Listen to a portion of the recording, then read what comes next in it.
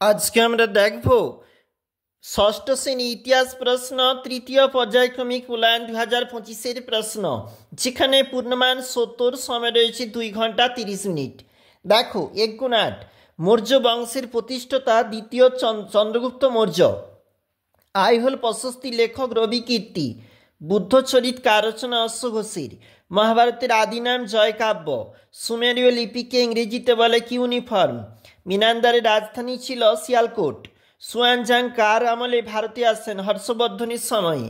অর্থশাস্ত্রের রচয়িতা কৌটিল্য। বুদ্ধের প্রথম ধর্মপ্রচার ঘটনা ধর্মচক্র প্রবর্তন নামে পরিচিত। এরপরে বলেছে 1 গুণ 10। এলাহাবাদ প্রশস্তি রচয়িতা হরিসেন। মিশরের রাজাকে শাসকদেরকে বলা হতো ফেরাও। নন্দবংশের শেষ রাজা ধননন্দ। তামিল সাহিত্যের অন্যতম মহাকাব্য মণিমেখলাই। ইন্দো গ্রিক বলা হতো ব্যাক্টের অধিবাসীদের। অম্বি ছিলেন তক্ষশিলা রাজা। সমুদ্রগুপ্ত দক্ষিণ ভারতে 12 জন রাজাকে পরাজিত করেন। নাটকের পর্দাকে সংস্কৃতি জবনিকা বলে। জীবকের গুরু ছিলেন আত্রেয়। বাকাটক শাসনের জেলা অঞ্চলগুলিকে বলা হতো পট্টবাহার। তারপর শূন্যস্থান, ব্যাবিলনের শ্রেষ্ঠ রাজা হামুরাবি। রত্নাবলী নাটকের লেখক হর্ষবর্ধন।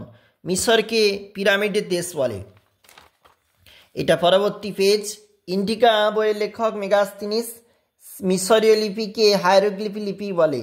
ঠিক ভুল লেখো। কুষাণ আমলে গন্ধা শিল্পের বিকাশ ঘটেছিল, ঠিক।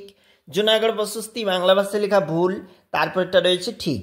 আর এগুলা যেটা হবে দেখে নাও, এটা হবে সাকল, সোয়ানজাং, পাটলিপুত্র, অর্থশাস্ত্র। তারপর দেখো কি বলেছে। অষ্টাধ্যায়ী হবে পাণিনি, শ্রীমুখ হবে সাতবাহন বংশ, ইয়াংসিকি ইয়াংচিন, মেঘদূতম হবে কালিদাস।